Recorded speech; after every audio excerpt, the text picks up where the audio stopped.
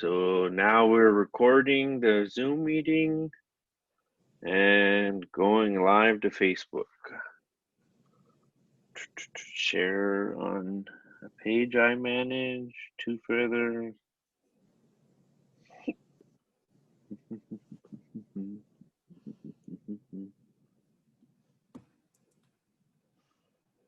Yeah, you'll get a little notification too if you follow Two Feathers also.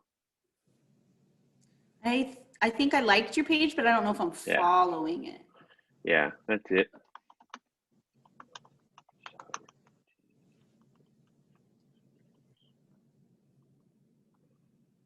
I can't figure out where the camera is on this thing on my computer.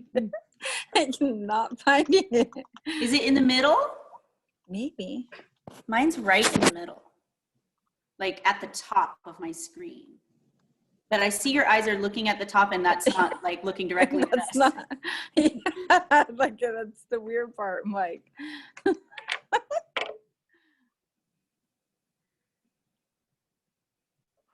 Oh, it says it's streaming live on Facebook. Right on, redirecting to Facebook Live. And yep, we're live. So welcome everybody. This is part 5 of the Food Sovereignty series here with Two Feathers Native American Family Services. I'd like to welcome you back. You know, if you haven't caught any of our previous installments, go ahead and check out our YouTube page. We've covered a few topics already. You know, we started off with apples. We had some discussions on what food sovereignty means to us in our community here. We talked about deer meat and also dried surffish too. And so here we are today. We're going to talk about, we're trying to keep it seasonal with our topics of conversation. And so right now, all of the squashes are ready. So that's what we're going to be talking about today. And I have my co-host, Shoshone Jinsaw Hostler, as well as our special guest, Ms. Tina West. And I'll let them introduce themselves. But before we get started, I wanted to go ahead and make a shout out that, you know, today is kind of a day of recognition for the undamming the Klamath. You know, it's a big movement that has been going on for, you know, people in our local community here in Humboldt, Del Norte, Siskiyou counties have, you know, have been pushing on this movement for quite some time. And, you know, there was some litigation that was supposed to be happening and it just hasn't quite happened yet. And so that's what we're taking today to recognize, you know, and kind of push those people in power that, you know, are able to make those choices, because it's time for the dams to come down so that way our river system can be healthy. You know, talking about food sovereignty, you know, that includes all of our world, all of our natural world as well. And so without a healthy river, it's really hard to talk about food sovereignty. And so that's why I feel like I have to make that statement. So we're here to say undam the Klamath already, you know. So welcome, and I'll turn it over to Shoshone. Yes, thank you, Bubba. That is a very important issue, one that we definitely wanted to give some space for and to acknowledge. So definitely undam the Klamath, and also just those continuing fights of solidarity with people of color around the nation. And where we're at right now, I'm in Hoopa, on the Hoopa Reservation. So I just want to honor and acknowledge the place that I'm at right now and the indigenous people from this area. I am a counselor at Two Feathers, and I also am the Native Connections director for Two Feathers. And so it's food sovereignty in this series has, I think, a deep connection with all of our work. And so I'm very honored to be part of this process with my panelists today. And I'm going to turn it over to Ms. Tina West to introduce herself. Thank you, Shoni. Aikui, Heyung, friends. I'm Ms. Tina West, and I teach 3rd grade at Hoopa Elementary School, and I live in Hoopa, and I also want to make a land acknowledgement from being here in Octanu in Hoopa Valley along the beautiful and mighty Trinity River in alliance with the Klamath. So blessings on all those proceedings and all the activists that are working towards that. We've all put our love and energy and efforts towards that, so I appreciate that. My background with growing food, I didn't grow up having a garden or growing food, and I came to it as an adult, and I kind of went full swing.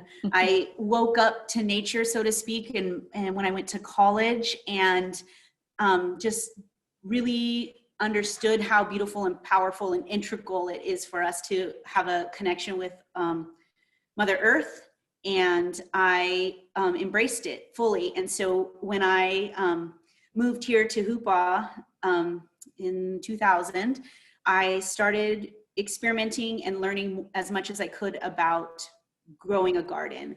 And I learned a lot from the Klamath Trinity Natural Resource Conservation District. And I collaborated with lots of local farmers that had been growing food for a long time.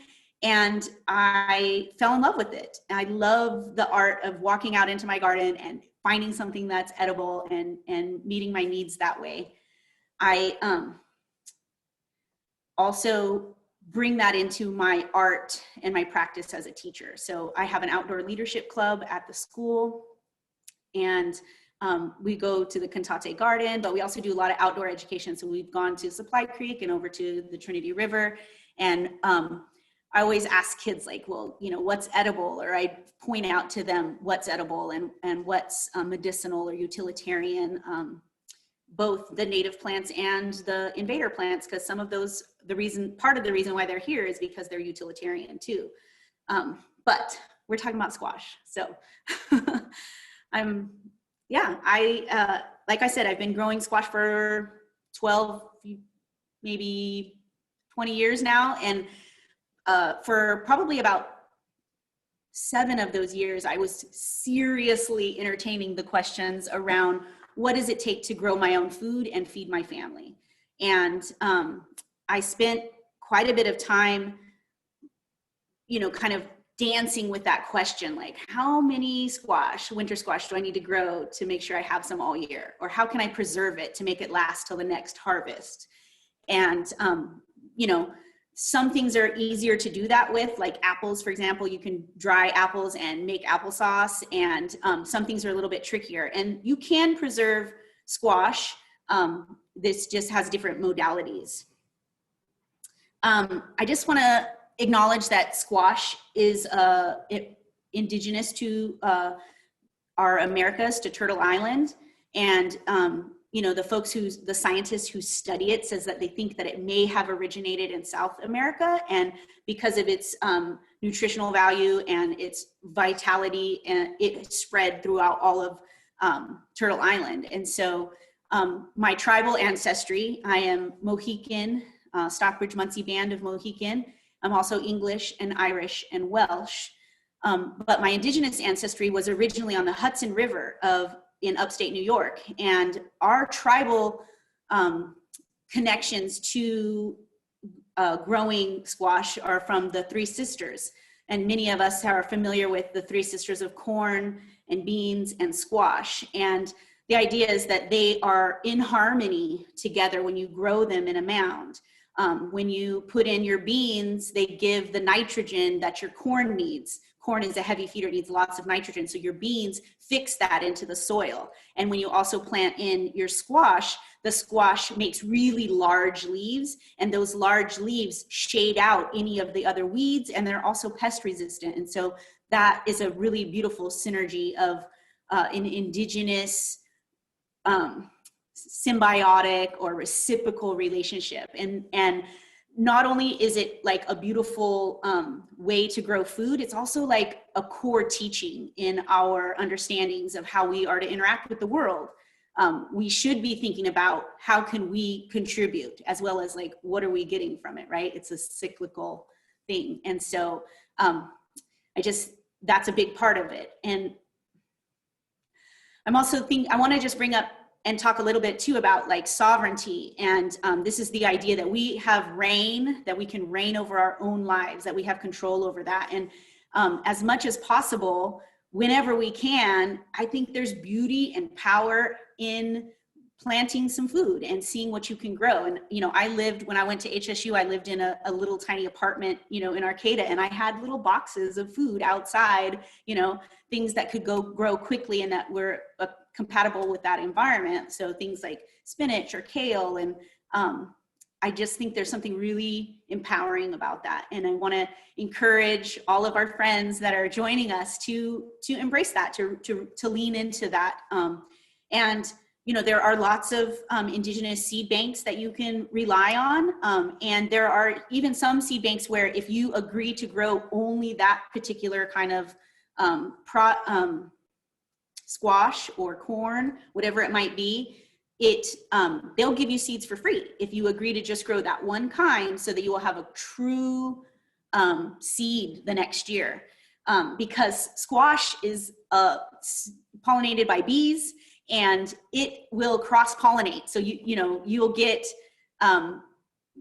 squash that is half pumpkin and half Cinderella squash, or half acorn and half butternut.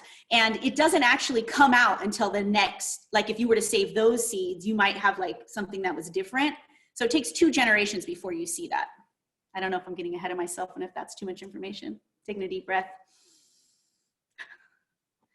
So big picture, squash, it's amazing. And there are 2 main kinds of squash, right? There's winter squash, which are things like pumpkins and butternut and spaghetti squash, acorn squash, delicata, my favorite. Those are all winter squash. And winter squash, even though it's called winter squash, it's still grown in the summer, in the season that other squash is grown. We call it's considered winter squash because it has a thick outer skin and it can save for a long time. So summer squash are things that like zucchini or crookneck squash or zephyr squash or patty pans. Those are all summer squash. You also grow them in the summer, but they're meant, once you harvest them from your plant, you should eat them within like 4 days, right? It's best if you eat it right away, get all that nutrients, all that good feeling. But they'll last in the fridge for like a week or so. But you can take a winter squash. I brought some in for you. This is a butternut squash. I grew this in my garden this year. This butternut squash, it's got a really thick skin, and I can put this in a cool, dry, dark place in my house, and it will last for 2-3 months, which is a powerful tool to get you through the winter, right? Talking about preserving your food, saving up, having that food security. So butternut squash, super good for making soups. You can slice it and put it in the oven. If I'm feeling lazy, I'll just put this whole thing in the oven and cut it and scoop it out after it's already cooked. So this is butternut squash. I brought some more in for you. This is a spaghetti squash. They call it spaghetti squash because once it's cooked, it has these like noodly tendrils inside, and you can literally cook it just like spaghetti and put in marinara over top of it, or just a little butter and salt and pepper. But also a winter squash will last for a long time. Everybody's favorite, pumpkins. So this is a little tiny pie pumpkin. Pie pumpkins are softer than jack-o'-lantern pumpkins, and they're also smaller. But you can, if you wanted to make pumpkin pie, this is what you would be using, a little pie pumpkin. I like to bake mine, and then before I make my pumpkin pie, I like to put it through the blender because it makes it really smooth. Like when you open up a can of pumpkin pie from a can, not pumpkin pie, just regular pumpkin, like for a mix in order to make your pumpkin pie, that has already been super processed, right? But, there are lots of people, indigenous people, and kind of like back to the earthers who like it kind of like, stringy or crunchy, or not crunchy, that's not the right word, but just like a lot of texture, right? But I like to have it really smooth and creamy. So I like to put mine through the blender. I brought a jack-o'-lantern pumpkin that I grew this year. This is a jack-o'-lantern pumpkin, obviously a lot bigger and able to make my little jack-o'-lantern eyes and all that good stuff.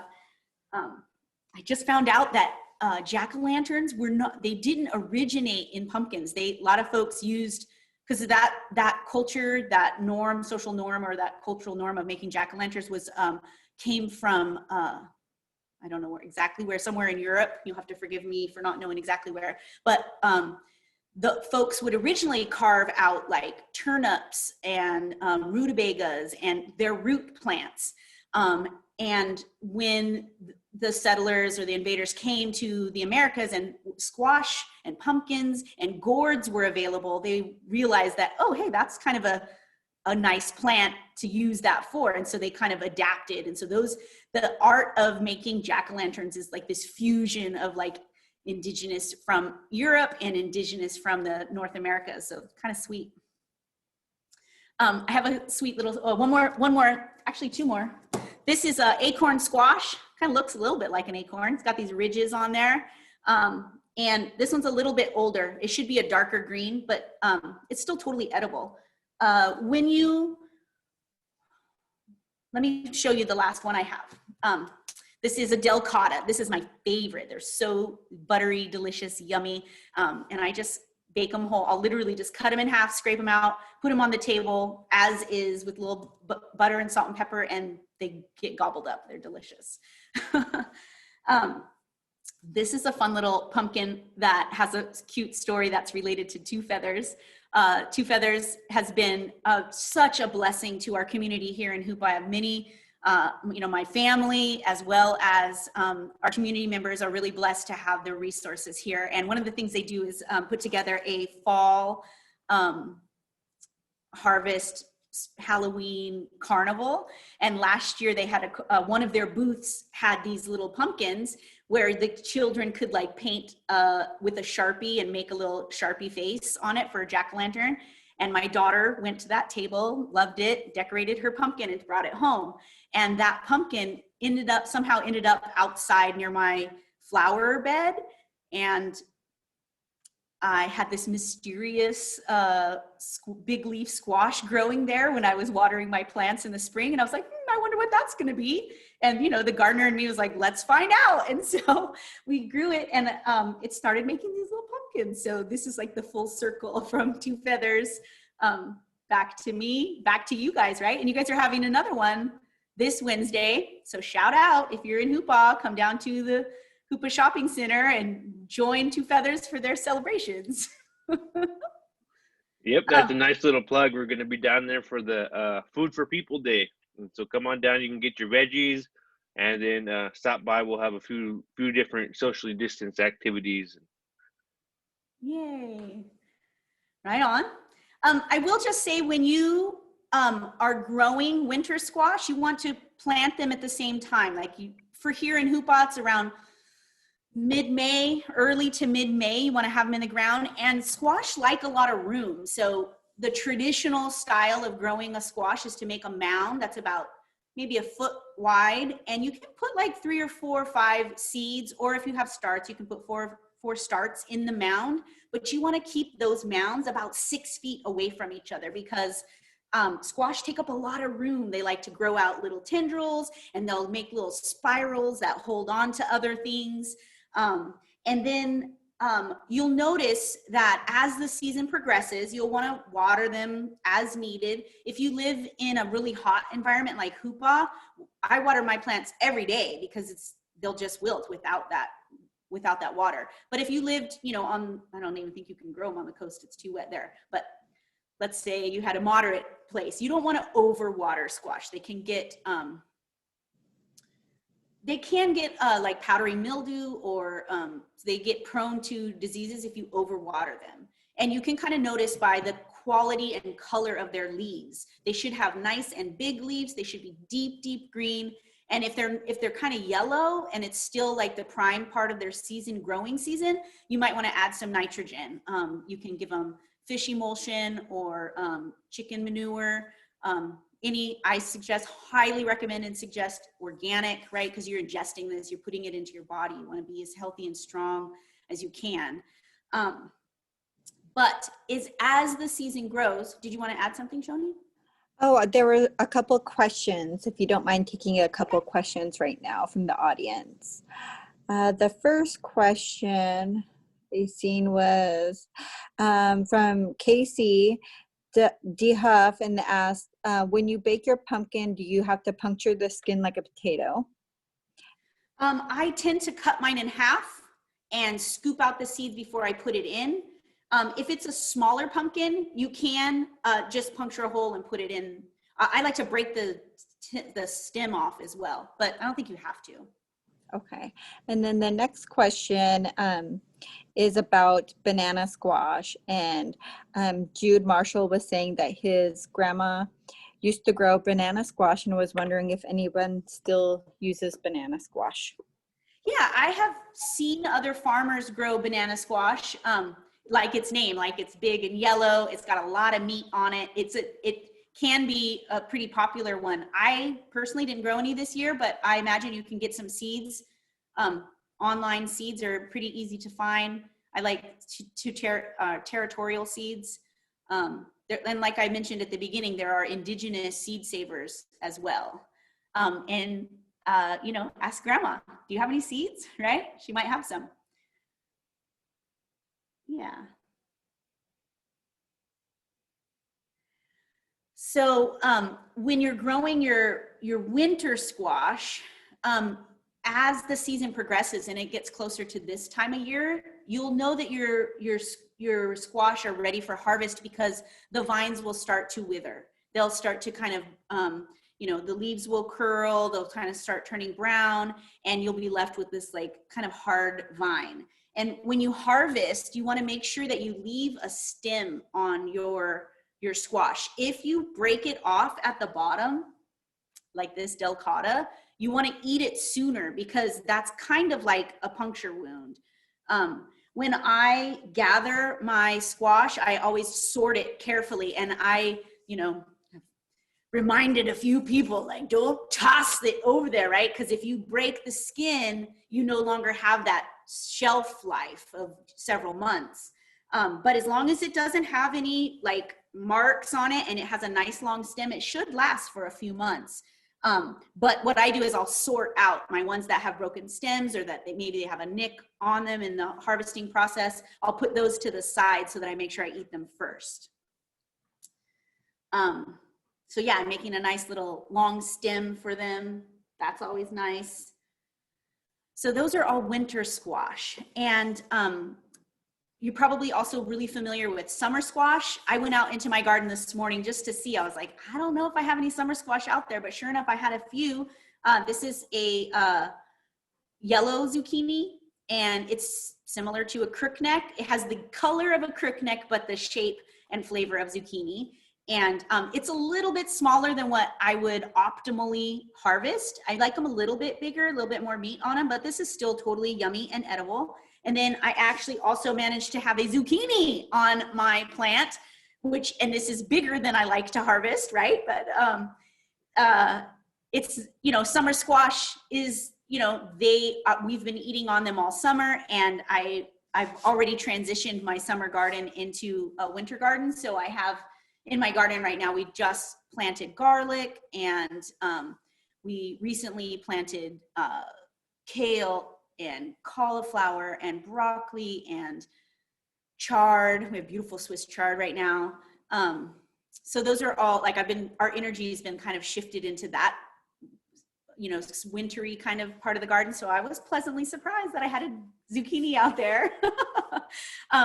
But again, this zucchini is not going to last for several months the way the winter garden, the winter squash will. So that's kind of one of the biggest differences, is that the summer squash would be eaten in the summer as it goes. And, some of the things to think about as you cultivate your zucchinis, your patty pans, the zephyr squash, crooknecks, they want to be picked often. If you have a zucchini on there that gets really big, you're sending a message to that plant that you don't need that zucchini anymore.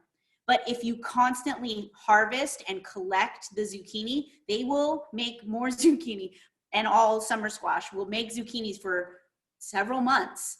They are an annual plant. They die after 1 year, but they could be very productive if you continue to pick them. You can also eat the squash blossoms, which is kind of a special special little secret that not a ton of people know.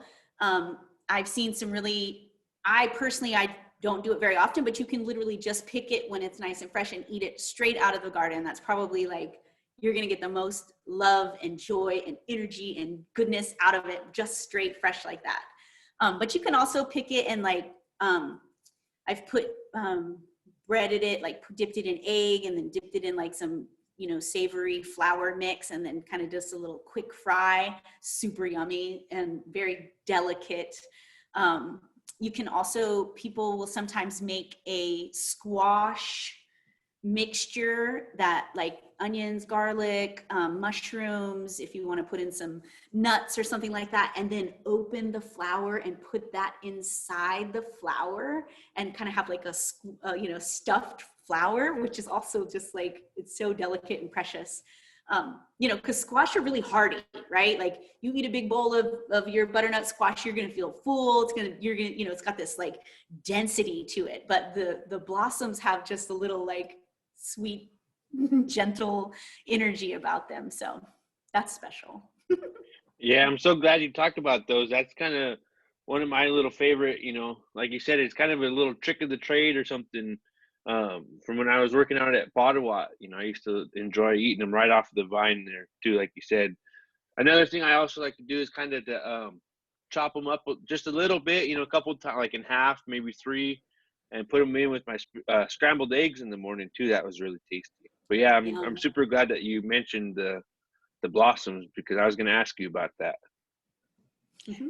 Yes, me too. And I think that that's a good transition into how do people use them and incorporate them more into their daily diets. For instance, I don't particularly have a green thumb. I have to have my husband grow things and then I can enjoy the harvest. But I do enjoy cooking with different types of squash. So maybe we can have a little bit of a discussion around how to use them and incorporate them and maybe getting our kids and our families used to a different type of food that maybe we haven't incorporated before.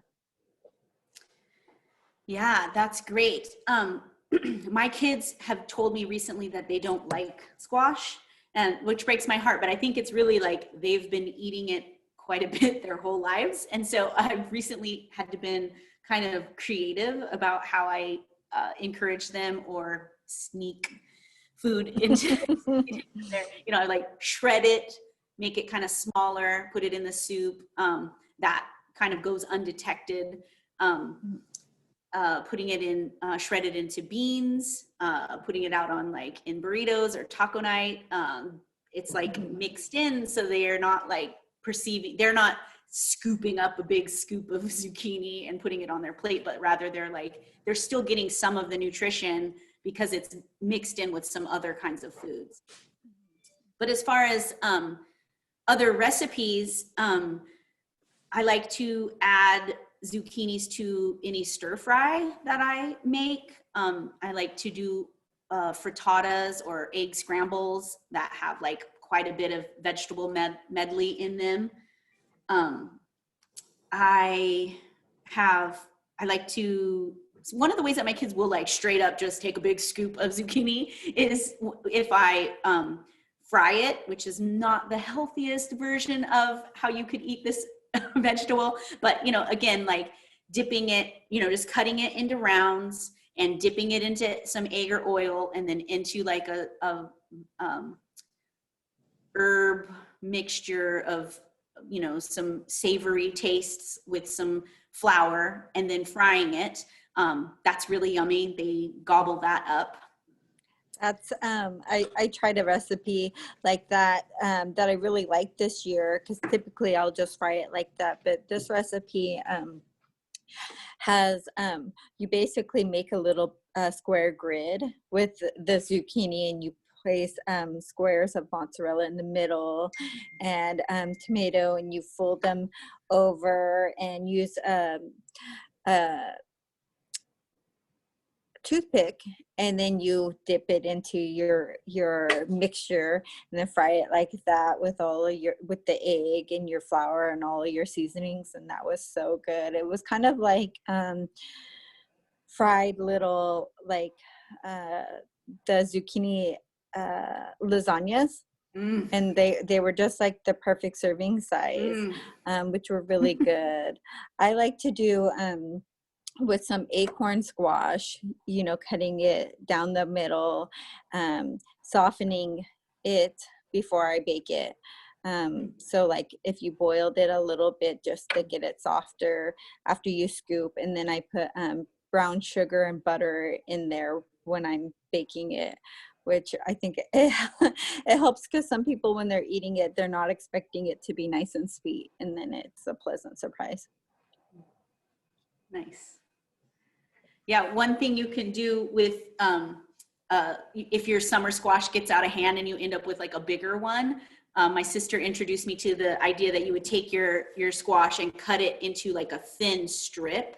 You would get like, a thin strip and lay it on a cookie sheet and put down, treat it like a pizza, where you would put in some marinara and sprinkle it with some vegetables and some cheese and put it in the oven like that. And that's really yummy.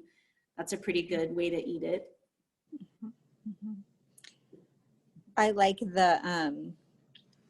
I'm trying to think I do it with my my spaghetti squash also, but the butternut squash works really good for it. It's when you cut it in half and you scoop out some of the middle, and I like to put like either brown rice or quinoa in there, with mix it up a lot with a lot of seasonings and other vegetables that then you can bake in the oven like that, and that's really good.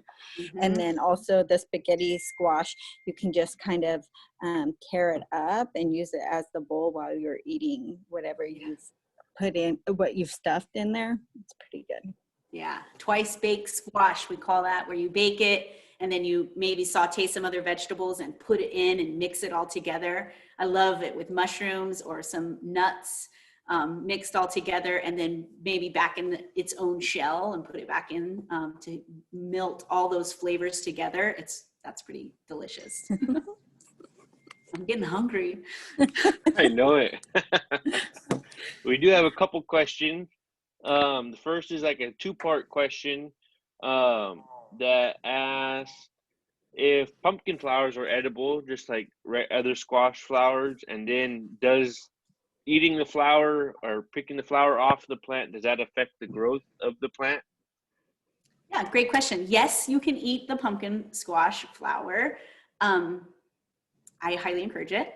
And you do want to wait for the flower to have been fertilized, right? So if you see a big open trumpeted flower that's got its stamen and pestils are still super active and alive inside, I would not pick that flower. I would let that flower get pollinated by the pollinators. I just learned that squash have their own bee. It's called a squash bee, and they prefer squash, and they're indigenous here, and they co-evolved with squash, and those bees traveled where the squash went. So they're like this beautiful symbiotic relationship. A lot of times, as we know, our bees are in danger, so prayers for their preservation. But we have European honeybees will also do a good job of pollination. So you'll know that your flower has pollinated and that you can expect to get a fruit if you see so on this flower, on this squash, this is the part that went to the vine and the plant, and this is the end where the flower was once attached. So this is like the trumpety part, right? So right here, you will start to see a little bulb start to grow, and it'll look just like what it's supposed to be. If it's zucchini, it'll have a little long, skinny, little colory guy. And if it's a pumpkin, it'll kind of make a little pumpkin. It won't be orange yet, but you'll see the shape that it's going to be. And at that time, the flower will close and will kind of like go down, like my job's done. I'm not attracting bees anymore. And when you see them start to make those motions and communicate to you that they are done with their pollination process, that's the right time to harvest and to eat them. And it won't affect it, right? You could go out, once it's already pollinated, you take off that flower, you get the blessing of eating it, and it still has all that it needs to continue to make its fruit and the set. Nice. That's good to know. Thank you. Mm-hmm. The next question, everybody loves pumpkin seeds. Are there other squashes that you can eat the seeds? Great question. I think the reason why people like pumpkin seeds, I learned this too.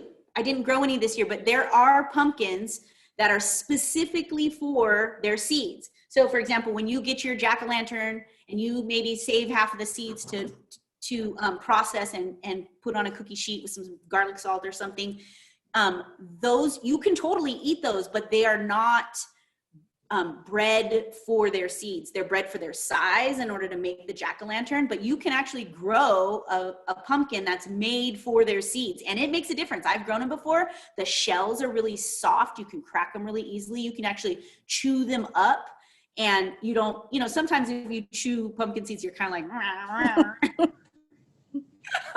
For a while, and it's, you know, it's kind of tricky, right? But the pumpkins that are specifically for their seeds, the shell is softer, they're much bigger, super meatier. They have a really thin shell. So there's quite a bit of difference there. But having said all that, can you eat the seeds of other squash? Sure, you can. It's just not as,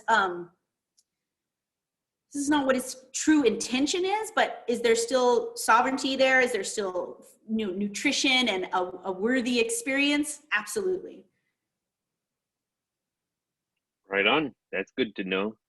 The next question that I'll ask is, how about, do you have any tips for preserving squashes? You can freeze, dry. What's your method of choice there? That's a great question. Thanks for bringing that full cycle. So we talked about the winter squash being, you know, able to kind of withhold themselves. You want to make sure they're in cool, dry, dark place. Those three things are the factors that will keep them the longest. As far as summer squash is a little bit trickier to preserve for the future, but my personal favorite method is to shred it. You know, either with like a carrot shredder, or I have like one of those like kitchen, I don't even know what they're called, but you know, they shred it, you know, and I save them in 2-cup increments and put them in the freezer. And then later when I want to put, just like take a handful, or I can throw some in some soups, or just recently I took out 2-cup increment and I made fritters, which is, it's a savory pancake basically. I chop up onions and garlic and a bunch of herbs and throw in my zucchini, and then make my pancake mix, put them together and kind of fry them in the frying pan. And that was delicious. And it had been in the freezer and it was still really yummy and it was good. I have seen and heard of people saving their zucchini by like baking it into muffins or baking it into bread and then freezing the bread and having that available for later as a preservation. I don't think I would encourage you to can it, just because it might get kind of weird under like all that, you know, heat and pressure. But you know, people definitely can stew, and you could put it in stew and then have that later. I guess it depends on how much you love zucchini, right? If you like it, really love the flavor of it, and you want a big chunk of it in your stew, you're gonna do that. I think you could. Have you ever dehydrated it? I seen that Megan Baldy, she shared a post over the summer for zucchini and an indigenous way of cutting it and stretching it so that it would dry. So the assumption is that the tribe was from Arizona, but I could be wrong on that. Arizona, New Mexico, where it was very dry weather. And so I'm trying to think of that process here and how we could do it without having to worry about flies and other things getting on the zucchini while it dried. Have you personally dried any in a humidifier? I haven't dehumidified. I haven't put any in a food dryer. I see it sometimes like in the bulk area or like in like freeze dried soups and stuff like that. I've seen it. I personally don't have any experience with that. And I'm super curious to learn more about what you're talking about. That sounds cool. And, you know, our environment's significantly different than the Southwest. So we would obviously have to make some accommodations. I have a electric food dehydrator. I plug it in and line the tiers, stack them up. But I have never done squash. Yeah, we tried it, my partner and I, and you kind of, you know, cut it into that spiral to where it's, you know, only, you know, quarter inch thick or whatever each round, so you don't really like cut it all the way through. I live in McKinleyville right now, so it didn't quite work. It's a little bit too moist out here. It might work, you know, Hoopaw, or on the upriver, downriver communities where it's, you know, where it is like in the 90s, you know, hundreds, you know, might work a little bit better. Might, you know, might just work out for you. But yeah, we tried that with one, but then we just went to the dehydrator with the other ones because we do dehydrate a little bit, so that way we can put it into soups and stuff in the winter months. Do you like it like that when you have it dehydrated? How is that for you? It's definitely not fresh, but it's still good. I enjoy it, you know, and especially like when you're blending it into a soup and there's, you know, a lot of flavors and, you know, it's still adding that flavor of the squash. Nice. Cool. Well, I'm open to a collaboration on that. If anybody wants to do a collaboration on drying squash and cutting it, stretching, all that, I'm down. Let's play. Right on. That would be awesome. We have a question about pumpkin leaves and if they're edible as well, because one of our audience members was told they were edible. Pumpkin leaves are pretty prickly and kind of, you know, can give you a little like, ow, when you touch them. So I've never tried to eat them. I don't know the answer.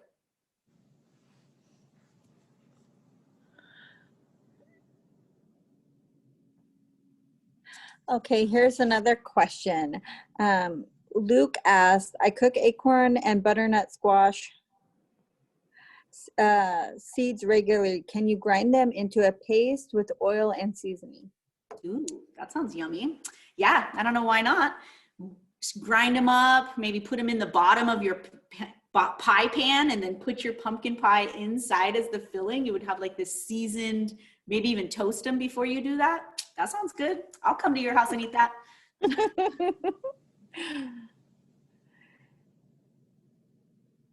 Okay, so it sounds like another person is agreeing that you can definitely do it in the dehydrator. Oh, nice. And possibly pumpkin as well. They put a link to a video, so that might be something to check out later. Yeah, thank you. Is there anything else that we haven't covered that you really wanted to cover? I guess like some of the, like my truths around like food sovereignty are just like, you know, having the curiosity and not letting like a perception of like, oh, I'm not a farmer, or I'm not a, you know, gardener, like just, you know, be curious, like, I wonder what will happen if I try this. And, you know, leaning into how the beauty and inherent will to live that is within all of these plants. You know, it's, you know, they really just need like a little bit of land, and squash do like quite a bit of sun. They like about 6 to 8 hours of sun. So, you know, trying it out and seeing how it is, and you know, collaborating with other people. I know, you know, I benefit so much from my companion who comes and helps me in my garden. So like, you know, if you have an interest but you might not have the space, like connect with your neighbors and your community. You know, it's kind of tricky with COVID right now, but you know, there is, you know, you know, even traditionally, like this is a time of, you know, people would be helping each other in the gardens and in their collecting and harvesting and preserving of our foods. It's a, you know, we're communal people, and you know, to really embrace that and to seek your resources within your community, you know, support your farmers market, you know, offer up to your friends who have gardens, or, you know, if you have a garden, open up your gardens for neighbors and loved ones to put in some love and get the blessing, right? You know, we're, you know, this is kind of weird because we're all on Zoom right now, but, you know, we're such a technological time. You know, we evolved sleeping under the stars and being in tune with, you know, the rhythms of the communications from Mother Nature, right? You know, we're all feeling it right now because it's getting cold, and we're seeing the rhythms of the season change with the leaves dropping, and you know, the seasonal fruits of squash coming in, and you know, those are all rhythms that are like deeply within us.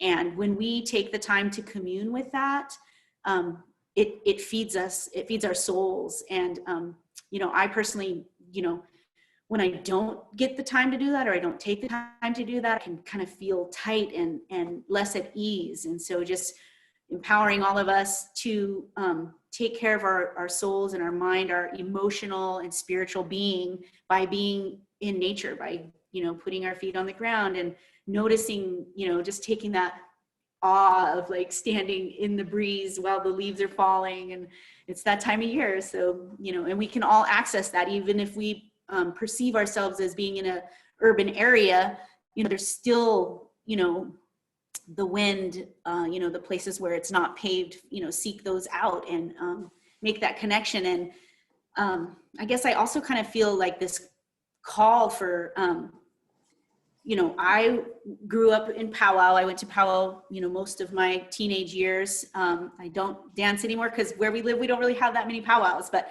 I do like to go when it's available. But, you know, I grew up kind of knowing and understanding that like the mother earth like hears us and feels us, and that we, in the same way that the corn, beans, and squash, three sisters, has this reciprocal relationship, humans are not separated. And that when we acknowledge and tune in and connect with our highest self, and how that's in alignment with Mother Earth and Mother Nature, it not only helps us feel better and centered, it also is beneficial to Mother Earth. You know, that's my, you know, spiritual and philosophical belief about that. And so, you know, and our Mother Earth is in crisis right now. Straight up, you know, we are in a place where we absolutely have to take action if we want to let our grandkids have the capacity to have squash. And, you know, and I don't mean to be doomsday in any way, but like, we need to actively take care of Mother Earth the way she so generously takes care of us. Mm-hmm. Mm-hmm. Thank you for those valuable words. And I think that is a very important,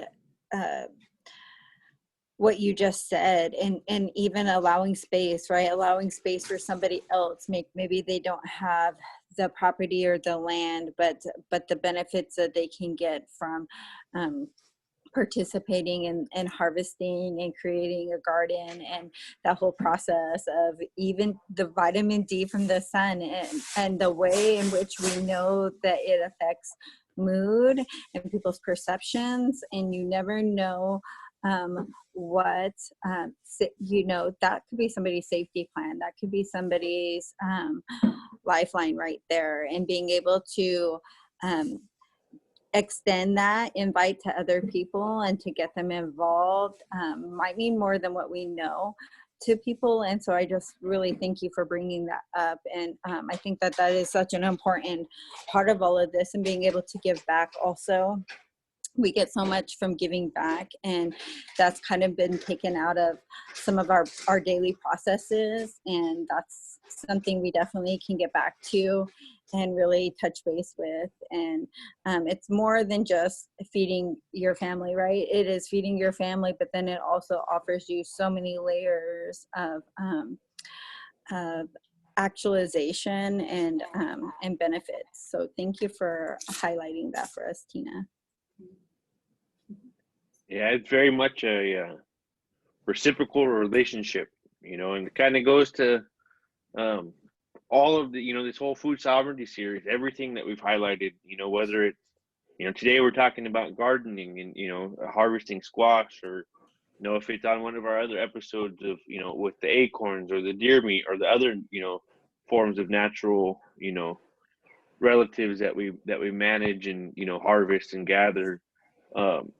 It that full cycle, it gives, me personally, and I know a lot of other people speak to this, that satisfaction that really does not come, from going to the store and getting food, and that's a necessary, a necessary evil.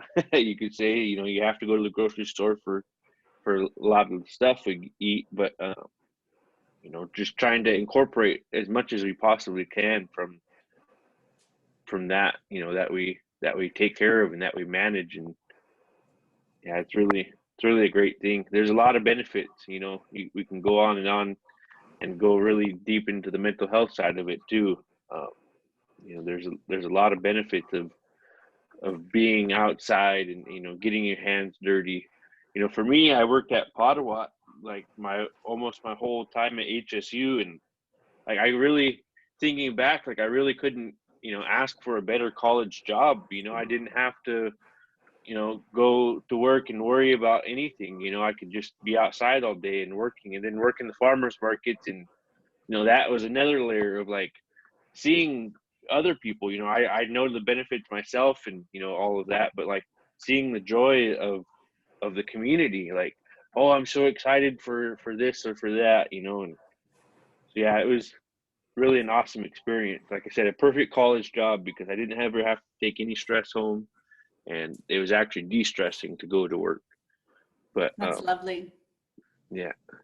Yeah, I wanted to acknowledge Potawatomi. They have an amazing garden there, and their farmers market is really special. And I know that people really benefit from that. And I also, want to follow back around about what you said about getting your groceries from the market, from the store, and I just, I think it's also really powerful. Like, even though you brought it home in a plastic bag and paid for it with cash, there's still benefit to acknowledging the land that they came from, the farmers that put their love and energy into it. And, just like one of the simple prayers we will sometimes say around the table is like, bless this food, like all the way back to its origins, like every step of its process, and, how many beautiful people are getting a blessing just by that simple prayer, And so connecting with your food and the life source within it in a simple, like, just a moment, silent moment gesture of like, thank you, bless this food. There's, we're getting all that too. Definitely. We're getting down to time. We have about 7 minutes left. So I just wanted to come around and ask if there's anything we needed to talk about, haven't addressed, any final thoughts? Do you want to start, Bubba? Did you have something, Miss Tina? Go ahead. I guess I was just wanting to reflect on, I didn't know how much I knew about squash until you asked me to be a guest on this series. And so thank you for that reflection within me. And I'm really honored to share this space with you and all the other amazing, food sovereignty warriors out there. So feeling good. Yeah, we're definitely grateful to have you. This was an excellent conversation, and a lot of good knowledge was shared, from you, we got a lot of stuff from the audience too. And so, it was definitely a good conversation and a nice hour spent, that's for sure. If there's nothing else, I'll just put a plug for our next food sovereignty series.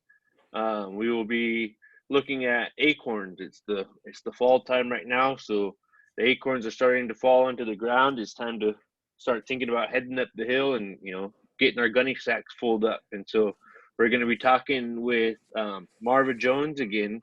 She'll be our panelist next time, and that's going to be on November 6th. We're sticking with every other Friday. So the next one will be November 6th at 2 p.m. So I hope you guys can come back, and this will be posted to YouTube, you know, by next week. If you didn't, and it'll be on our Facebook still for a while as well, too. So thank you, everybody, and thank you, Miss Tina and Shoshone. I appreciate you guys. Thank you, Baba. Thank you, friends. I always end my Zoom meetings like this with my students.